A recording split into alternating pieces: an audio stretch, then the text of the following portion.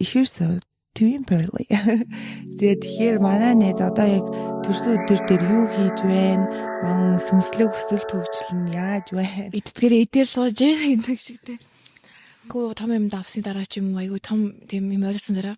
За би арга баг ингэ болцсон юм шүү ингэ баг юм ойлгочлоо. Дандаа боддог. Тэр болцсон гэсэн үедээ ингээд айгу л олон мэдээлэл авсан байт юм уу. Ахаал нэг юм тулгарнгууд бас л мдээгүй байдаг. Тэнгүүтээ за зугаасаа юм болно гэж бол байхгүй мэн гэдгийг бол сүлээд ойлгоод байгаа. Тэр үед за өдөр болгон шинэ юм надад ирэх юм байна. Өдөр болгон би шинэ юм сурах юм байна гэдэг юмд айгу нээлттэй болчихсон. Маш том баярын хүргээ удахгүй ээж болох гэж байгаа тий. За ер нь нэг юм жирэмсэн болцоод би ингээд өөрийгөө арай нэг өөр өндөр мэдрэх болоо гэж бодчихсон. Тэнгүүд ерөөс тийм биш.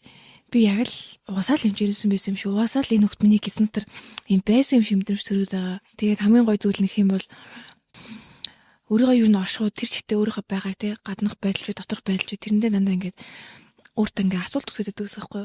Би тэрэнд болцсон мэн үү, болоогүй нүү, би эсвэл хангалуун мэн үү гэл тиймэрхүү юм дээр дандаа ингээд асуудалтай байдаг гэсэн.